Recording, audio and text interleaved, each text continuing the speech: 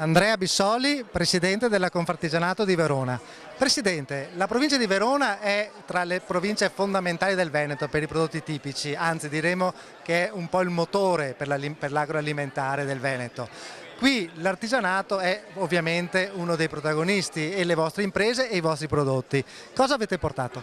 Noi abbiamo portato dei prodotti che sono all'eccellenza all'interno del nostro territorio veronese, parliamo dei tortellini di Valeggio e sono una specialità ormai conosciuta in tutto il mondo.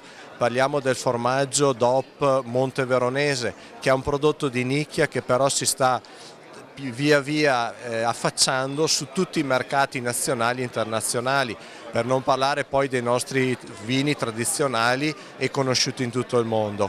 Per ultimo non dimentichiamo la pasticceria tipica della nostra provincia, che anche in questo caso è un prodotto di altissima qualità che ormai è conosciuto anche in tutta Europa.